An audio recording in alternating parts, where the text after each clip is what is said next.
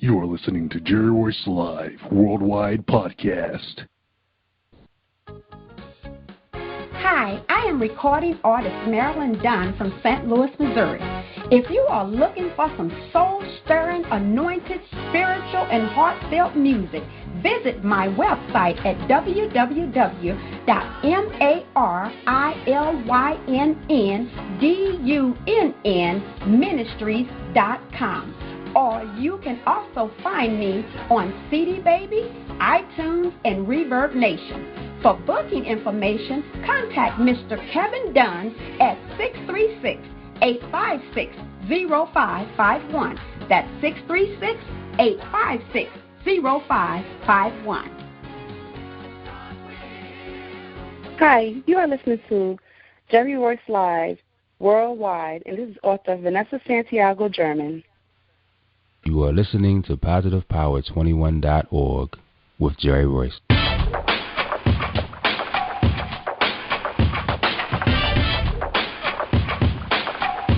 What up? It's your boy Kano Kingston. Hi, this is Angel Sessions. Hey, this is Pat. Hi, I'm Teresa Powell. Hi, Jerry. This is Ira Sandro Carter.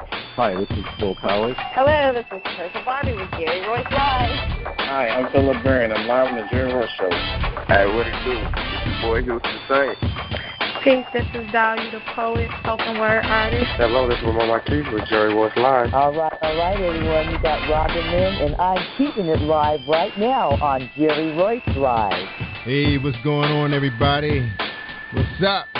This is a award-winning podcast with the greatest podcast on earth. Thank you for stopping by.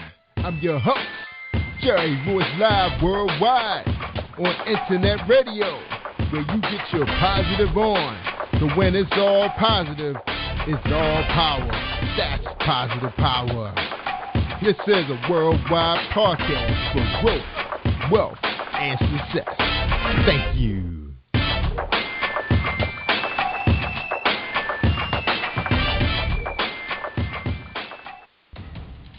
Think you know how drugs get in those little brown bottles? Think again. Set in the green hills of western New Jersey, inside the gilded halls of power of a U.S. pharmaceutical company where decisions are worth billions of dollars and human lives worth less. Nicholas Harding, a young executive at Marshall Pharmaceutical, finds his career, family, and life in jeopardy. The Farmhouse, a suspense thriller novel by Bill Powers, published by Donna Inc. Publications, available at Amazon.com or DonnaInc.org. Go to Bill's webpage at www.author.BillPowers.com. Are you looking for the next great read? A book filled with love, passion, betrayal, and intrigue. The award-winning novel, Season of Change, by Tamika Patrice Kane is sure to satisfy your literary sweet tooth. Check out this must-read book reviewers are calling uplifting and emotional, and exceptionally great read, deeply intense and thought-provoking. Order your copy today, available in paperback and ebook on Amazon.com or at www.tamikapatrice.com.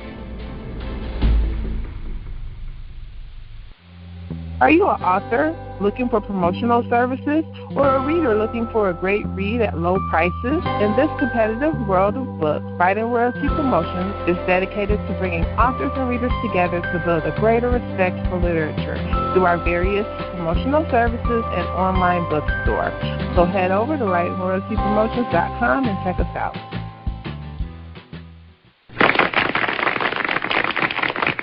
All right, everybody. I'm Jerry Royce Live Worldwide on PositivePower21.org. I appreciate you all tuning in. You're listening to episode 330. We're going to be talking to Vanessa Santiago-Jerman, her new project, Living in the PJ'S Paperback, available on Amazon.com. Dropped April 7th, 2015. Partner up with Sharnel Williams. She had other good friends on the project, including Latasha Banks and Dynasty Cover Me, working on her cover art. All right. Don't forget, you can get her book on Amazon.com. And a little bit about her in the book. Author Sharnel Williams Living in the Projects all my childhood life made me appreciate life even more today. I was raised in Newark, New Jersey in 3 different projects up to the age of 17. I would love to take you on my journey from a child living in the projects to the woman that I have become. Here's my story. Reminiscing, growing up in the projects, author Vanessa Santiago-Jerman, 20 floors and concrete walls, Manhattanville Projects is a place that I called my home for several years. Living in the projects was fun, challenging, and definitely a learning experience. To the outside world, we lived in a ghetto, the slums in the hood, but I called it my home. Take a look into my life, growing up as a young girl from the project into a woman, mother, wife, and author that is a product of the projects I grew up in. The projects made me who I am today. All right, ladies and gentlemen, I welcome you, Vanessa Santiago-Jerman. How you doing tonight, Vanessa? I'm good, Jerry. Thanks for having me on your show again. All right. How are you? Yeah, welcome. Yeah, I'm doing awesome. Thank you. Thanks for being part of us. All right. The Positive Power 21 family. We always love having, folks that we had on the show when we first got started. We appreciate you helping us, with our beginning, our podcasting. All right. Yes. So, all right. Now, this is episode 330. Like I told you earlier, my audience is super strong in Maryland, D.C., Virginia, Delaware, Philly, because I got a lot of family in the Washington, D.C. area, so very supportive. We streaming. We're going to be streaming tonight, all week long. So they want to hear your story. They want to know, who is Vanessa Santiago-Jerman?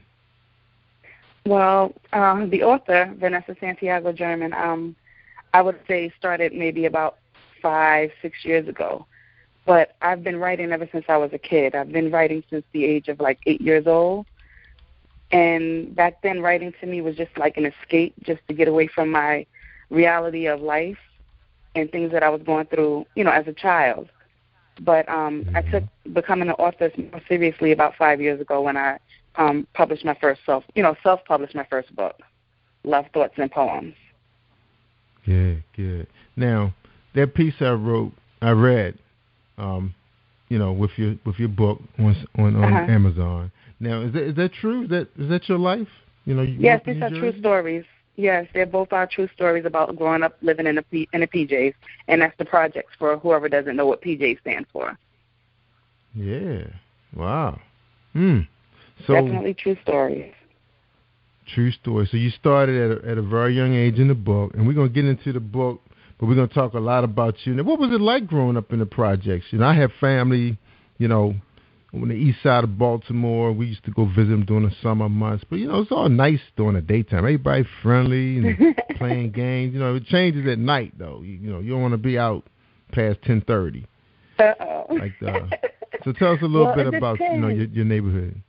Okay. Well, I grew up in 2 separate projects. I grew up in Polo Ground Projects. It was uptown in Harlem, New York City. And Polo Grounds was a real big project that everybody knew about, very famous project. People loved to hang out there, a lot of fun, but it was a lot, it was a dangerous project also at the time. A lot worse now than it was back then. Growing up there, we were, it was all about fun, hanging out, having fun, and being a kid. Right. So I didn't really see the bad side of the projects. By the time I got a little older, that's when all that stuff started. Yeah, so what year are we talking about? You're talking about back in the 70s. I was born in the 70s. I was born in 1970. I'm not ashamed of my age, but I was born in 1970. So I grew up back then, and I lived in that project till I was about, I would say maybe 10 years old. And then from there, my mom transitioned to an apartment building, and she didn't stay there long. And then we moved to Manhattanville Projects. So by the time I got into Manhattanville Projects, I probably was about 11 years old. The 80s. And the 80s. Yeah, that's where in the 80s, and that's when I had my real, experience with the projects growing up, hanging out, hitting that preteen. Yeah. Oh yeah, the preteen ages, the boys, the hanging out with my girlfriends, and just that was my life experience back then. And back in the 80s, seemed like we were always trying to get over on our parents, like they didn't know anything, But the 80s was definitely fun. Mm-hmm. It definitely was. I started driving. Yeah, I started driving in the 80s. We were able to get out the neighborhood finally. We couldn't go but so far with our bikes. I guess we could go a good 6-7 miles before it was time to turn around. But yeah, that was so you guys had a ball. I know, because you're talking about a lot of kids in the community, correct? Yes. The project was really, really big. And my project was like, five buildings and like 20 floors each. And you just had so many families on each floor. And it was just like a community within itself, just the projects, right? Just that project alone. Yeah. Mm-hmm. So now, a lot of interaction. Right. So it's like, so pretty much everybody kind of stayed put for a couple of years. So your friends were pretty well established. You went to school with the same kids, correct? Pretty much, yes. We grew up together. It's like I said, it's just like an extended family. That's how I took the project, and that's my experience with it. It was an extended family to me. It was an extension of my family. It was fun. It was, that's where I learned to have my first, best friend, where you've had your first experience with your real girlfriends, and many of those females that I'm still friends with to this day. So, long-lasting friendships, and we look at each other more as family. Mm-hmm. Now, did everybody get out? Did you guys have a plan, to get out, like, do your schoolwork and marry somebody famous? We grow up and we, intend to do good things. But, growing up, living in the projects, we did a lot of things. We cut school. We hung out.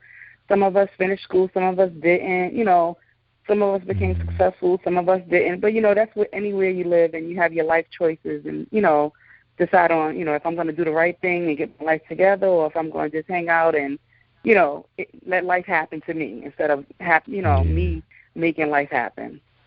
So the friends were so supportive. But weren't your friends supportive, very supportive back then? I know my friends were very supportive back then. Well, back in the days, we were like a clique. We all hung out together. Anywhere you seen one of us, you seen us all. We hung out thick. Like, it was just a big group of us, and we just hung out. We got along with the boys in the project. It was guys and girls hanging out together. Our families looked out for each other. There's nothing that we could have done that by the time we got home, our parents didn't know about. That whole it takes a village kind of, thing. Everybody knew what we were doing. Mm-hmm. Yeah, that's right. The styles were, man, there was some nice styles back in the 80s too, man. I didn't like the styles in the 70s, but the 80s, I had a ball. Yeah, definitely the wardrobe, the hairstyles, the music we listened to, the games we played. We talk a lot about life in our books and the things that we experience. Like, the kids nowadays don't really have a childhood. They don't have a life. They don't go outside and play and do the games that we played growing up and stuff like that. Yeah, it's like real survival now. Definitely. But back then we, staying in the house was like punishment for us. We had to be outside. We wanted to be outside. We wanted to play. Nowadays they stay in the house. They're cooped up with computers and cell phones and video games. Mm-hmm. It's just not the same. You know what happened? Those little geeky kids that didn't know how to play with us. They the ones that invented these machines. They got you us got trapped. that right. I believe that. I definitely believe that one. The little nerds got us trapped, and they got us. They said, "I'm gonna get them." Yeah, it was Bill Gates and all those guys. They didn't have no friends. See, we wouldn't play with those guys, so they stayed in their parents' garage and made these machines. And that's what they tell you. If you ever listen to that documentary, that's what they say. They were in the garages building these machines. That's right. They got us good. So we wouldn't let them guys play baseball with us. They couldn't play. They hold a game up. Yeah. Yeah, they be crying all the time when you hit them too hard. Yeah, that's what happened to the world. They got us good, man, and we trapped. Definitely. We're in the Matrix. We're in the Matrix now. I see. But it's definitely two very different stories. Like, we touch base on a lot of the same things because growing up in the projects, I think we experienced some of the same things. But the stories that are told between Sharnel's story growing up in the projects and mine, they're very different stories. So, like, you really have to get the book to read it. It'll take you back. It'll maybe even make you reminisce about some of your life growing up. And even if you weren't living in the project, there's some of the things that we did that was kind of universal with all kids that have done it growing up. So it'll make you reminisce. It's a really good book. Wow. Now, my audience, I was telling you earlier that a lot of them are entrepreneurs in business for themselves, doing really well commercially and government. A lot of them are between the ages of 45, 55. So they know this story. It should take them back. They should smile. Now, are they going to smile and cry at the same time when they read these stories? They may. Some people, they have some memories of, living in the projects, back in the days where they grew up, and their grandparents and family members who may no longer be here, and it may bring back those memories. It really may bring back those memories, because it's just that type of story. So, yeah, you may laugh, you may cry, you may reminisce. It may make you want to pick up the phone and call somebody that you haven't been in contact with in a long time. It's just that type of book that'll take you there, yeah. Yeah, maybe want to make you get in your car and drive to the old hood. Why not? That's right, definitely. Just to look at where you grew up at, where you were born at. Yeah, and show your kids, show some pride, Yeah, now, definitely. Well, I'm still connected with my, my old projects. I still have family members there. My mom actually still lives back there. A lot of my friends live back there. My, kids' grandparents, great-grandparents, so it's still a connection for me. So I don't go as often as I would like, but I do try to at least go once a year. That's right. And I know it's fun around Thanksgiving to pull out that photo album. Yes. Look back. The kids look at it and they think it's them. They're looking at you, but they say, "Oh, what am I doing with that?" I know my son. He was really tripping us out when he actually thought it was. I was standing next to my dog. We were outside, in my neighbor's driveway, and he said, I didn't know I had a dog. I said, "No, you don't have no dog. That's me." He thought he was looking at himself. Wow. Said, and you guys look that much alike. Yes. So much awesome. he thought it was him, because I think I used to put my fingers in my mouth sometimes when I took pictures, and he does the same thing. Yeah. Wow. Yeah, it was so funny. Everybody was like, "What is he talking about? A dog?" He thought that was him. Now, one thing that was so awesome about the 80s, and you mentioned earlier, was the music. You had the Elder Barge with his family was out there with the super hits, the Jacksons. Switch, you had even some of the white groups were playing music that just crossed over, Definitely. Awesome times. The rappers were coming around. At that point, the 80s, it was pretty much 79, 80, rapping was starting to make its way into the world. And it originated from New York.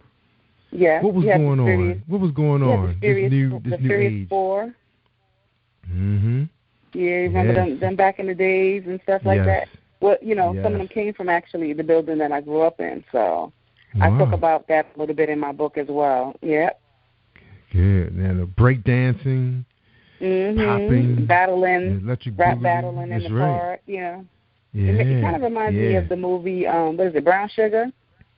Yeah, it kind of reminds me of that movie, because we kind of grew up like that. We definitely grew up that way. Yeah, Spike Lee took us back there when he did Jungle Fever. Kind of remind you of that community too. Jungle Fever, Do the Right Thing. Definitely, back in those movies. Yeah, the spandex. Everybody was wearing the spandex. Oh yeah, spandex. The Reebok sneakers that came in all colors. The Adidas. Yeah, the definitely. Sweatsuits. Polyester sweatsuits, 80, 90 degrees. You still had it on with your big gold chains and your cap. Definitely, yes. Kango hats, and, walking around looking like LL Cool J and stuff. Yeah, definitely. Everybody was cool. Then the selection of candy. Oh, yeah. That is definitely mentioned in the book, yes. That's right. Going to the neighborhood store was like going to the mall. Yes, definitely. Penny candy. You remember that? That's right. A quarter, 50 cents. Hitting the ice cream man with the bell. You can hear him 2 blocks away. The ice cream man coming, mommy. Yes. Now, it's just such a good book. It took me back writing it. It actually, had me really I felt like I was there again, reliving everything while I was writing the story. Oh, no. Awesome. Everything is just too serious and extreme right now. Cause we all had our struggles, but we couldn't really tell, because we had fun.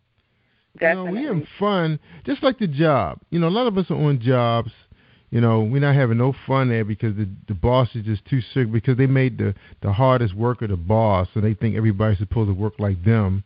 So they make it miserable for everybody, so you don't have no fun, And you think about those days, it was crime going on. It was drugs in the street. It was junkies. It was stabbings. It was rape.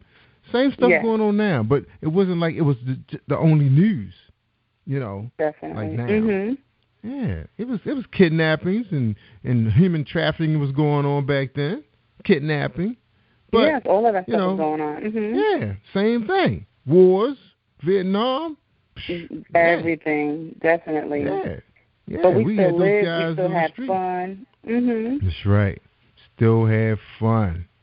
That's the magic word. And we had our religion. Definitely. Church was every Sunday and Wednesday. Yeah, church every Sunday and Wednesday. Mm-hmm. So, writing this book, Vanessa, what you think? What went wrong after that era was over? What went wrong in your opinion? I don't know. I would say a lot of stuff went wrong. I mean, I'm not saying like the parents changed, because like back then I felt like, although we probably were complaining about our parents and how we were raised up sometimes, not letting us do certain things and going places, I don't know. Maybe that had some kind of had something to do with it, as far as the parents being a little more strict on us and a little more foundation and guidance, like you said, going to church, and, they had to know where we were at all times, and we had to be in the house before the street lights went out, and, just the whole community. As far as with the projects, we had other people's parents watching us. So it's like we couldn't do but so much because we had so many eyes on us. Whereas now it's like people are like, oh, not my business. I'm minding my business. I don't want to say anything to this person because, they may, get into altercation with me if I tell them how their kids were behaving, So I think a lot of that has changed, You see kids outside all types of night doing all, who knows what and God knows what. And, there's a lot more violence and gang stuff going on. And, so, I mean, a lot's changed, but I can't particularly say it comes from one thing or another. Times just change, and unfortunately, it didn't change for the better. That's right. Again, you're right. It could be several factors. One, things got really expensive and it caused families to have financial problems, and divorces were at an all-time high. No two-parent household. Because of health issues and no health insurance, grandparents weren't around as long. Yeah. They didn't have the support, or they had to go back where they came from, Virginia, because they didn't have the retirement that they have now to stay, to live like they, you do when you're working. So they had to go back home and to the Carolinas, Virginia, Mississippi, where the income is lower. So you have the parents that are, both parents are out of the household working, and the kids are pretty much home raising themselves. Yep. The split households. Yes. Dad got them on the weekend. Mom got them on the weekday. Definitely. No communication between the parents because somebody's mad because somebody did something. Because of the frustrations of the world. Plus, jobs got harder for the African American males because nobody wanted to hire us, and then the man had to suck up his pride and go home to a woman who was making more money than him. More money than them. Yeah. So a lot of things. Maybe had something to do with it, Yeah, you're right. And, then things just costing so much money. Can't afford to live in the neighborhoods with the schools where you want your children to go, so they end up going to schools where they're recruited by gangs. Definitely. Because you don't have the compassionate police officers that's helping the kids, being role models because they just want to bully them. And a lot of factors. Definitely. Right. In the businesses, when people did get good jobs, they packed up and left. They didn't build the neighborhood up. Every chance they got, Yep. So they packed up. So then you got, integration. Everybody started splitting out, moving into the other cultural neighborhoods that's doing well. You got the, families mixing in, different cultures. Just like, where I'm from, it's a mixture of so many cultures. It's great. Yeah. So, another thing, too, the neighborhood, the split of the neighborhood, so your kids have to go further to play with his friend. He has to wait for you to take him there. You know, we have parties, and it's like I don't even know the people in the room. Like, exactly. Who are these people? You know. So that's why I think it's so popular. People renting out places to give birthday parties because they don't want to have a bunch of strangers in their house. Definitely. You know? Yep. Now, my son, I'm not sure the age of your kids. I know you're always showing your grandkids and everything on Facebook, but you know, I got an older son. Of course, you guys know him. But my younger son, he has friends. You know, they 12 years old, and like I said, they split. So now, since he's in the 7th, 8th grade, we're starting to see the same parents. We're getting to get to know each other now. We all trust each other that we can allow the other parent to take our child on to the amusement park or overnight stays, play dates and stuff. Yeah. Right, so it's like really changed. My mom didn't have to worry about it. I don't remember ever having a sleepover. Whenever my son was talking about sleepover, I was like, a sleepover over a guy's house? That don't even sound right. We used to have sleepovers back in the day when you just happened to we had too much to drink and we couldn't make it home. That was our sleepover. You didn't realize it was a sleepover until the next day. But you know, I guess it's just like you said. I know I had cousins that used to come over because they lived further away. But times has changed, and I'm glad you put that book out. Awesome, awesome for you guys. Definitely, thank you. All right, now we're going to take a break. When we come back, we want to hear all about how you guys are planning to market this book because it sounds like a winner. Okay, definitely. You know, especially my audience, I know they would love something like this. And we're going to talk a lot about what's going on in marketing because people are at a loss. They don't know what to do. Facebook is changing. You know, Pinterest is confusing. We too old to understand Instagram. Things moving too fast. So we want to know, do you and Sharnel, do you guys have a grasp on things? All right? Okay. All righty. Let's hear a message from our good friend Dominique Wilkins. She has a handle on everything. She has about 25, 30 books out there. Have you been hurt, been backstabbed, got a talking back team, but you're not alone, no. Escaping to another reality, through Dominique Wilkins' good books, audio books, paperback, ebook, good books. Available on authordwilkinsgoodbooks.com.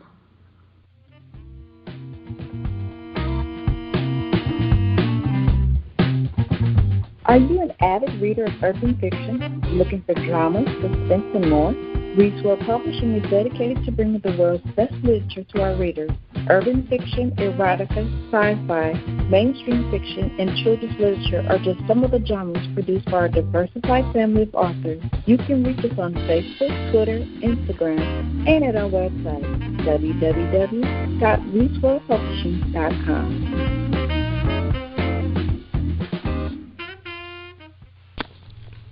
Hi, I am Arthur Crystal Alexis, and I'm on Positive Power 21 with Jerry-Royce-Live. Woohoo! That's right, Crystal. You tell them.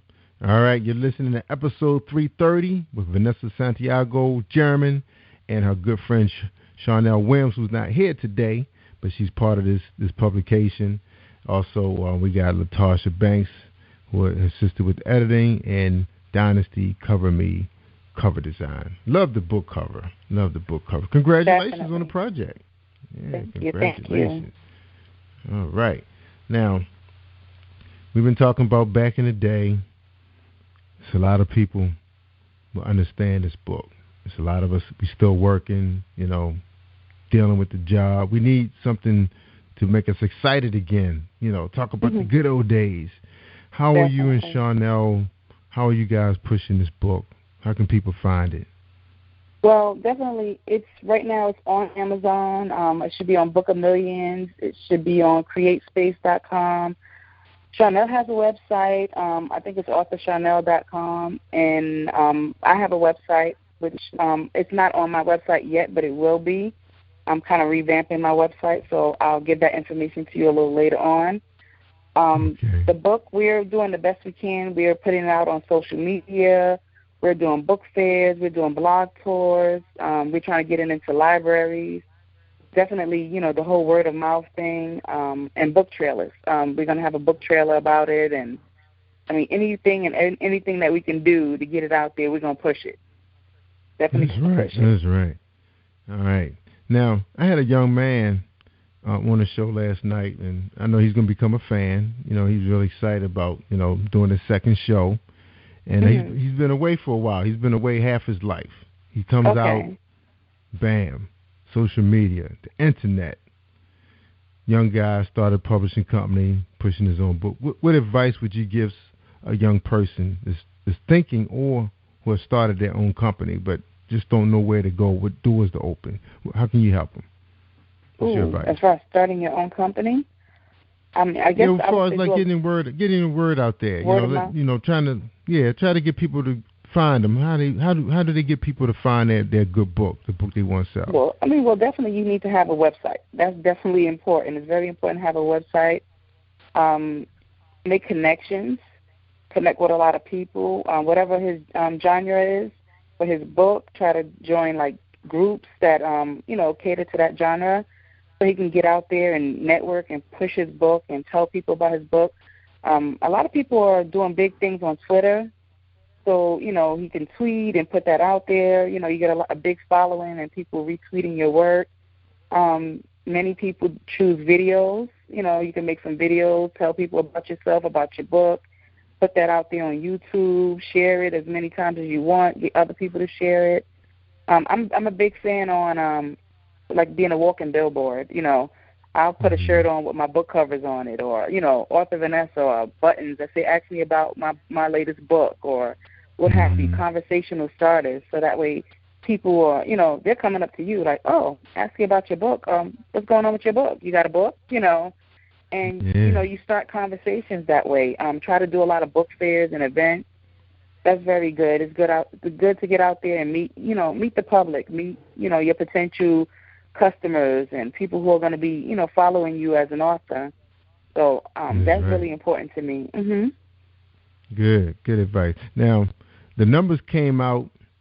Amy Potterfield, expert, Facebook, strategic planner, analyst, all that good stuff. She said there's over 500 million people on Facebook. Really? Huh. Yeah. And they kind of changing the game a little bit. She said one time before, your fans will know you're on there. You're out there. You posting. Now, she said, you're lucky if 16% if you're lucky see your posts. I can believe that one. I can believe that one. Maybe it's too much traffic. It's too much going on. Yeah, that's right. Yeah, it could be too much going on where, the important stuff is just getting pushed to the side. It's getting ignored. That's definitely a possibility. Yeah. Right. And that's the thing, that was one of the things that, this young man, that was his advice was given to him was to, use Facebook. And then I said, well, I noticed that everybody in the same groups are doing the same thing. How is that relationship built when you're dealing with people doing the same thing, pushing books? Well, I mean, you definitely got to get out of the crowd. You can't do what everybody else is doing. You got to, do something different to make yourself stand out. Don't be looked at amongst the masses. Otherwise you get lost. So try to do something different. I mean, if they're doing flyers and Facebook ads and blah blah blah, you go out and you do something different. You got to invest in your business. Get some airtime on a radio show or something, or something where it's going to make you different. Like the book, video books, the blogs or whatever. You do a lot of blog tours. You do a lot of what am I looking for? The book trailers, things like that. You don't have so many authors doing those things, the video trailers and stuff like that. I've seen people, stand out and, you do some type of different. Don't do a regular business card. Do something different that stands out. Do, bookmarks or, T-shirts. Give away more promotional items. You have to be different. You can't just do what everybody else is doing. Like I have a doll for my one of my characters. I have a crochet doll that I made, and all authors are not doing that. Yeah. I have merchandise, clothing. I have hats, T-shirts, backpacks. I have the little costume jewelry for the children. You have to do something that's going to make you different from everybody else. That's good advice. Now one of the things I took away from what a lot of the Facebook analysts are saying is, build a list. Get your email list growing. Now, what you say about that? About building a list? I have mixed feelings about the email because I know me myself. Sometimes my emails go over 5,000, and I'm like, oh my goodness, I can't believe I have this many emails because you get so much junk mail that you don't know. You can't kind of differentiate the good emails from the bad emails. And sometimes that good stuff gets pushed to the side, and they don't even get looked at. It's just like, oh, it's so many. Let's just delete all of them. So I'm not really sure about how, the email contacts and stuff like that. I don't know if I'm going to say I'm a fan of that. I know, but I know. I can tell you now, Vanessa, because you never respond to emails. I'm really bad with email. I mean, you can text me. I do a text blast now. You get somebody's phone numbers and you can text and do a text blast. That works for me. I answer my text in a heartbeat. But that email, I don't know. See, I always think that just me. For me, when a person hit me up with a text, I mean, they want an immediate response. It's a communication thing. I don't really like promos going in my text. You can send it to my inbox and I look at it and say, okay, maybe they trying to raise some money, then I can send them some money real quick. But if they send it to my email, then it's, my email, I usually scroll through it real quick. If I see some junk, so I just keep, if I see a name of someone I've done business with, I'm going to stop and look at it. But if it's like stuff coming from the utility company or, Macy's, I keep it moving. I say, let me see Macy's having a sale. Yeah. I look at the familiar emails, the people I shop with, let me see if Best Buy having a big sale or, I can cash my certificate in finally. That kind of stuff. But emails are pretty important. That's almost like your mail coming to your house. It kind of is, but I mean, I don't understand. Like, I've tried everything to get rid of the junk email, and I get so much junk email into my email. It's very hard to, scroll through so much stuff and actually pull out the good stuff. I need an assistant. You filter those guys. Yeah, you need an assistant. Yeah, you're in business. You gotta have an admin. Yeah, that's what I got. I got somebody helping me. That's right. I don't got time to be, sending confirmations every day. Yeah, you gotta get help. I'm thinking that's what I'm gonna have to do. Yeah, you're at that point. That's right. Now, we talk a little bit about, building a list. Offline. That sounded important what you just said about the offline. I think that was probably the best advice is offline, because I think using offline promotions help you find people to do business with on Facebook that are not doing the same thing you're doing. You see what I'm saying? Yeah, that's very true. And see what's working for them. So like you're at the market. Yeah, like if you're at the market and you got your shirt on, say, ask me about my book, and then the lady catch you outside putting your groceries in your car. She said, oh, you got books out? And say you show her the book, but she didn't have the money right away. But she said, tell you what, I want to get your book. Are you on Facebook? You can say, well, are you on Facebook? Hand them your card, and then they can friend you. Because people do that. They're friend you real quick. It's like, oh, wow, that's awesome. Especially, I go to a lot of conferences with businesses, and you meet people at lunch, and you start telling them what you do. They tell you what they do. Next thing you know, it's like you friends on Facebook, and they do different. They different industry that you're in. So it's awesome. So I told them. I mean, to me, I just thought that joining 90 to 100, 200 books groups. I said, wow. Unless you're taking a break and you're looking for a good read. Now, does that happen sometimes? You don't have a project pending. You're kind of like, I need a break. Let me see what the other people are doing. Do you go out shopping sometime yourself? You do use Facebook to purchase books? Oh, really? I do. I really do. I look at other authors. I see, what they have putting out there. And if something catches my eye, definitely I write it down. And then, when I have time, I go pick it up or I'll order it online. Yeah, so it's important to me. So somebody's looking at it, because I know I get a lot of responses off of Facebook and people that I don't know. That I get more support, honestly, from new people than you would think, from people that you knew for years. Yeah, your normal friends. Yeah. They already they spent money on you one time already. There you go. Are you making another book? So the groups are working. So in other words, so if it's somebody who saw your book, say, oh, that's cute. I like to pick that up for my daughter. Because, I look at your book and say, wow, that'd be a great, book, coffee table book, that kind of thing. That's how I'm looking at it too. People come over, they sitting around, chit-chatting. Somebody may want to pick up a good read, because a lot of the books I get in the mail from a lot of people on the show are a lot of urban lit books. Okay. So it's like, you'd like to see different, and I think something different. That's really different. So I was going to ask you, so how well is Vanessa Santiago-Jerman's moving books out on Facebook versus offline? Where is it? Is it a balance? 100% more offline, because I'm a very verbal person, and I talk to everybody I come in contact with, and I'm telling everybody about my book. I'm walking over to daycare centers. I'm showing them my children's book. I'm trying to find connections in schools to get my books in the schools, the libraries, any kind of event that I see coming up. If I could afford to be there, I try to be there. So I'm very, very outspoken as far as, person to person. I push my books every day on Facebook and, Twitter and Instagram and all that stuff. But, I do get responses and I do make a lot of sales, but it's nowhere in comparison to outdoors, what I'm doing outdoors. Yeah, I think you have to be your biggest promoter. If you're not your biggest promoter and you're not out there working and hustling for your business, it's just not going to go anywhere. That is true. Now, you have a niche market. I think that's kind of special. Children, people, remember back in the day, they want to share that with their family. You have a niche market, so offline should be a little easier for you than someone who's writing urban lit. What would be your advice for somebody writing urban lit if they hired you to be a consultant, a marketing consultant? What would you say? Urban lit? It's more of the street game, and it's a lot of sexuality in the books, and people say, oh, well, sex sells, and that's why a lot of people are writing it, the erotica and all that stuff.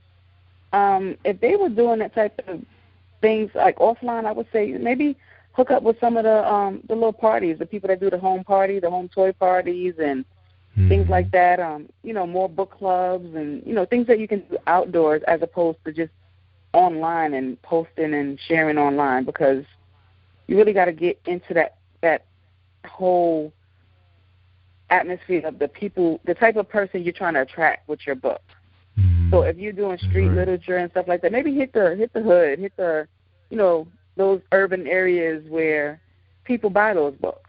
Where you get more, you'll get more of your sales from there. Try to set up some street vendor stuff and sell outside. Hit them colleges. As opposed to, that's who the colleges. Them young kids love that stuff. Them early young adults. They love that stuff.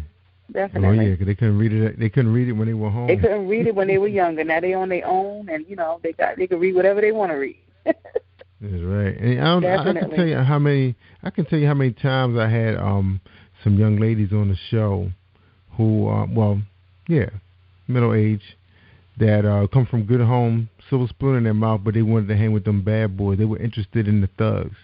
And I had some stories on here. I was like, oh my God, that would scare, a dad who's putting all his heart in to make sure that his daughter gets the proper education and date the right young men and the debutante and stuff. Next thing you know, it's like, whoa, his pants all the way down to his knees. How can you walk? Definitely. It's like hat on backwards and tattoos on his face. That's the most serious thing. For a dad. It's like, oh my God, all this effort you put out. Now, the message. What's the message in your book? What's positive? In my children's books? Well, in living in the PJs. Living in the PJs, my message I would say was that pretty much I'm trying to express to you that just because I grew up in the PJs, the ghetto, the slums, whatever you want to call it, it was not just, bad things. Because I think a lot of people who are on the outside looking in, they thought, like, the projects was, like, the worst place you can live. It was, like, the bottom of the bottom, and it was so dangerous. Like, how do you live there? How can you, are you okay?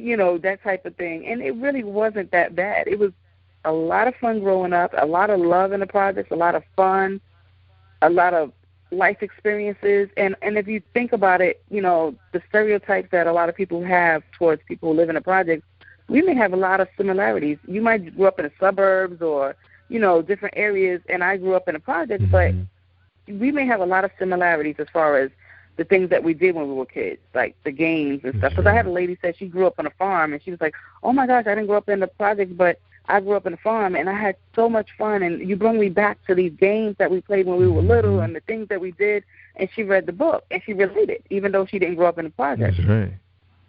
Yeah, it is a lot of fun because I hung out on the farm with my uncles, growing up, and then I was back home, in a regular, we weren't living in no projects or downtown, but we was kind of like in the middle of the, the suburbs and in the hood. So and then some of the kids, when their families moved up and got better incomes, they pretty much, that was like the next level, moving in a middle class neighborhood, Yeah, but I looked at it also too. Not everybody who lives in the projects wanted to get out. Like some people say, we got out of the projects, we made it.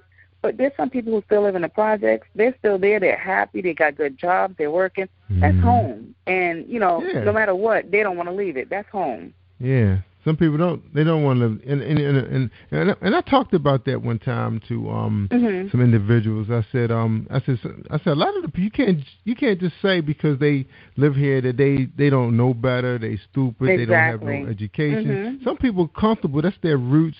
They want to stay there. And I remember I said a lot of those guys were post office, police officers, firemen, excellent incomes. $50,000, $60,000 a year. But they had nice rides outside. They traveled where they wanted to travel, but that's what they wanted. That home. Was them. That's the only home they know, and that's they're comfortable. That's right.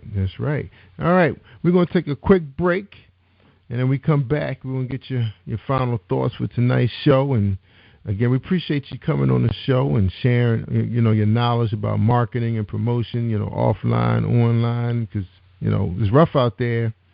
And, definitely.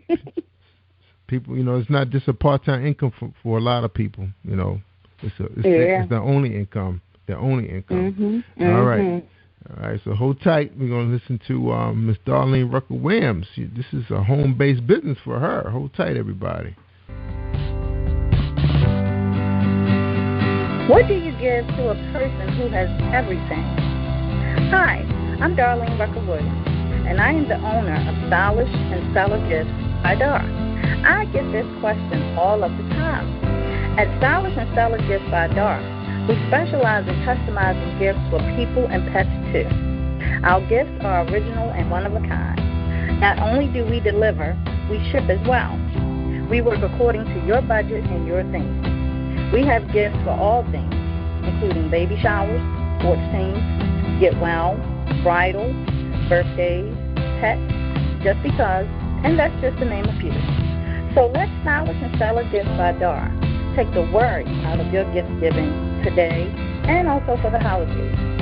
Our website is www.stylishandstellar.com, and our phone number is 443-682-5664.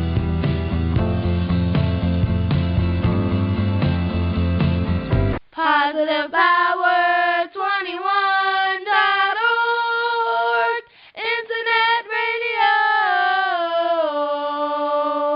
You are listening to PositivePower21.org with Jerry Royce. All right. Thank you, family, for bringing me back in. All right. We're talking to Vanessa Santiago-Jerman, and she's pushing her book Living in the PJ'S, available in paperback on Amazon.com. So check it out. And just want to remind everybody, PositivePower21.org is up and running strong. A lot of you know I was in the publishing game for over 20 years. We published news magazines, industry newsletters. We're still doing that. Now we're introducing in our website. We're pulling in all those people. 17,000 visitors frequent the site, listen to the podcast. Our podcast is streaming 24/7 straight from Positive Power, so you don't have to download our app if you're not comfortable with it all the time. You can just come right to it and then you do some shopping. You got a lot of authors out there, good authors, because we, it's not like we're super selective, but we try to choose people we think will be a good fit with our customers, our audience. All right, and remember, we are covering the Maryland, D.C., Virginia, Philly area, suburbs of Maryland. Should be very strong, good, strong people, strong income, recession-proof, I can almost say. So the government, they do pretty well even when things going bad for others for some reason. I guess they got all the money, all these taxes we be paying, right, Vanessa? Yes. Yeah, boy. And hope everybody got their taxes on time. April 15th, right? Yeah.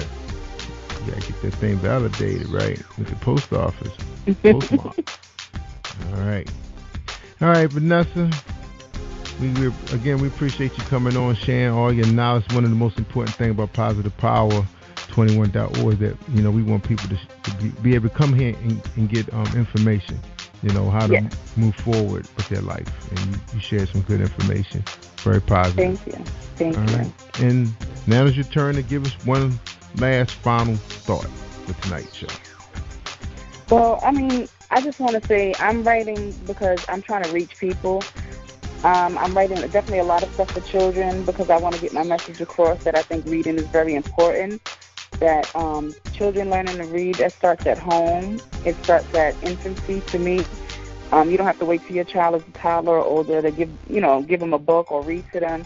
Read to them at an early age, pique their interest, get them, in front of those books, show them that you believe in education by reading in front of them.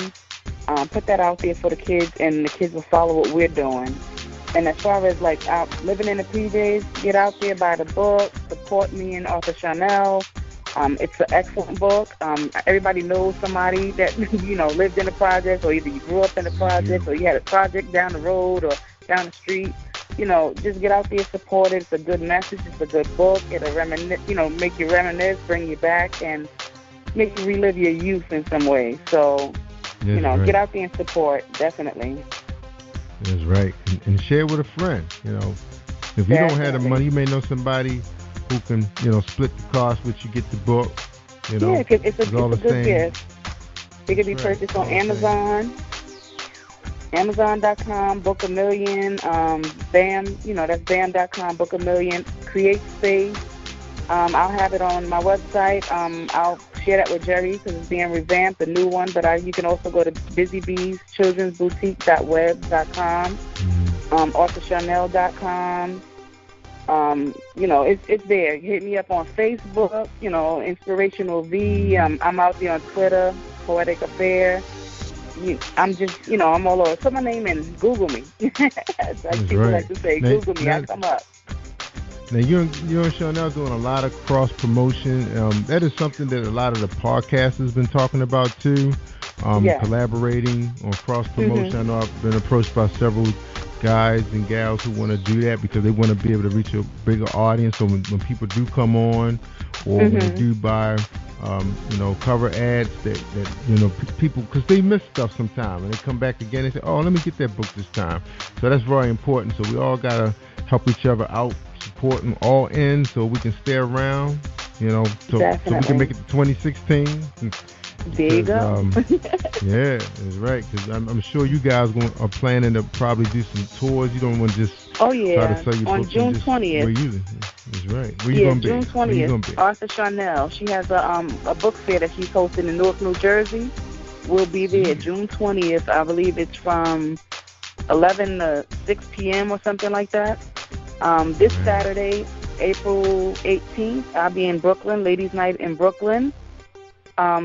May 30th, I'll be in the Bronx Literary Festival in the Bronx, New York, Fordham Road. And then in July, I'll be in the Harlem Book Fair. So I will be out there, waiting to meet you guys, meet the people, come up, ask me questions, let's talk, let's connect. I'll be out there, and I'll be out and about. That's right. And I'm going to tell you, Vanessa, a lot of the podcasters, a lot of us been talking about the same thing. I know I'm talking to a gentleman up in New York. He's talking about going down to West Virginia, do some promotion. We're supposed to be at we're going to be at a cigar lounge on Pulaski Highway on the 25th. I can never think of the name of that place. And we're going to be at a fundraiser this Saturday doing live podcasting on our YouTube channel. So we're learning a lot. I mean, all of us learning so much from one another that you have to get out. You just can't stay online and do this thing. Build that list. You definitely have to. Build that list. Yeah, don't listen to Vanessa about the email list, y'all. That's very important. Get that email list going. Because one day Facebook may not be here forever, so you want to capture those people. That's right. You want to capture that information while you can. That's why I look into an assistant, and that way she can deal with the Facebook the email, because I just can't do it. That's right. You growing now. You gotta expand. That's right. Gotta have help. Help. Mm-hmm. All right, everybody.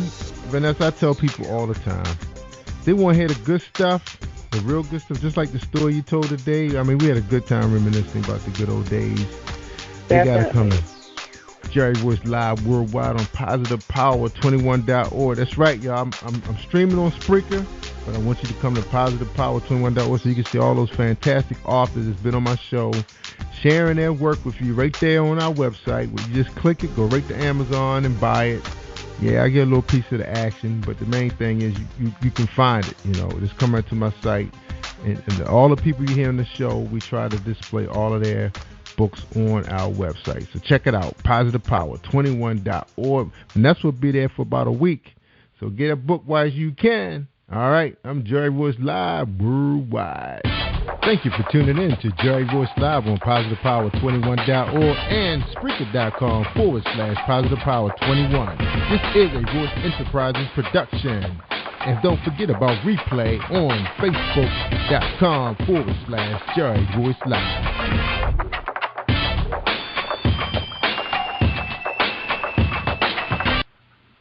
All right, y'all. It's a